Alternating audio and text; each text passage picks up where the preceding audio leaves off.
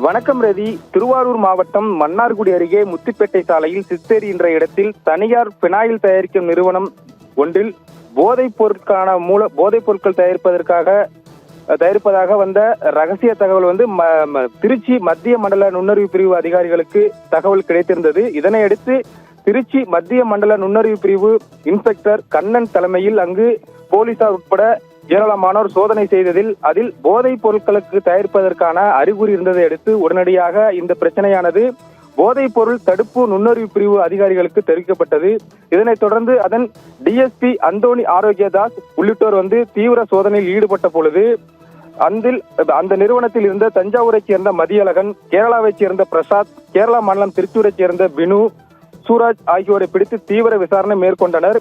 மேலும் போதைப் பொருள் தயாரிப்பதற்கு பயன்படுத்தப்படும் குளோரோஃபார்ம் உள்ளிட்ட பல்வேறு வேதிப்பொருட்கள் பேக்கிங் செய்ய பயன்படுத்தப்படும் இயந்திரங்கள் பறிமுதல் செய்யப்பட்டன. இந்நிலையில் 2 நாட்களாக இந்த சோதனை என்பது தொடர்ந்து நடைபெற்றது.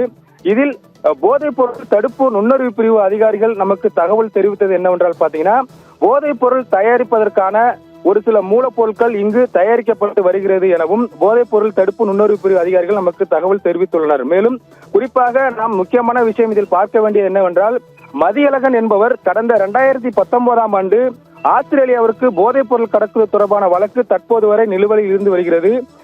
குறிப்பாக இந்த 4 நபர்களையும் போதைப் பொருள் தடுப்பு நுண்ணறிவு பிரிவு அதிகாரிகள் கைது செய்து தீவிர விசாரணை மேற்கொண்டு வருகின்றனர். குறிப்பாக மேலும் இந்த போதைப் பொருள் தயாரிப்பதில் மற்ற யாருக்கேனும் தொடர்பு இருக்கிறதா என்ற கோணத்தில் ரகசியமாக தீவிர விசாரணை மேற்கொண்டு வருகின்றனர். குறிப்பாக மன்னார்குடி அருகே சித்தேரி பகுதியில் போதைப் பொருள் தயாரிப்பதற்கான மூலப்பொருட்கள் இருக்கும் ஆலை கண்டுபிடிக்கப்பட்டது. அப்பகுதியில் பெரும் பரபரப்பை ஏற்படுத்தியுள்ளது ரதி.